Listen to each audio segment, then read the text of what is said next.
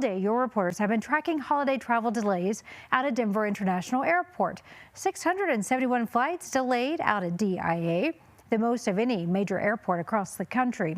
More than 840,000 people expected to pass through the airport over the course of this Thanksgiving travel period. And the airport estimates this Saturday and Sunday will be the busiest of days. The airlines are counting on that chaos. They've even developed a strategy to work the numbers to benefit you and them. It's called flight padding. Basically, it's improving on-time arrivals by upping the estimated time of our flights.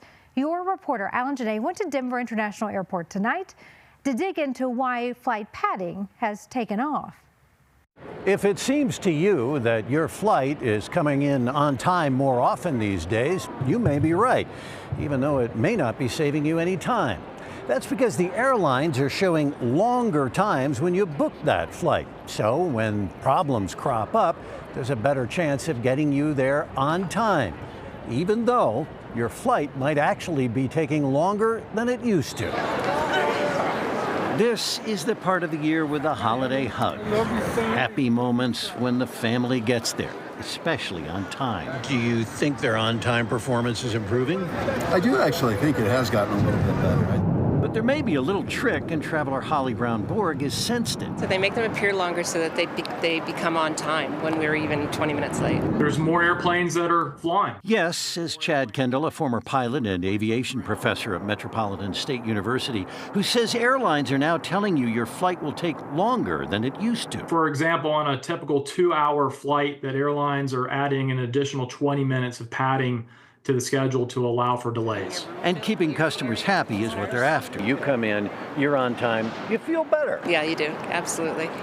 Air travel has also changed. No more big iron, smaller planes, which means more flights and routes on top of far more flyers. The other thing that's taking longer is taxiing. Yep. Notice that.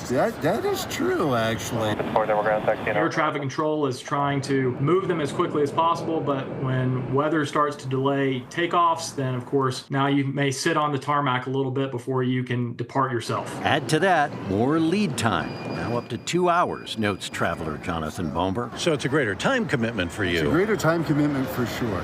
When it comes to getting to your destination on time, some airlines certainly do better than others.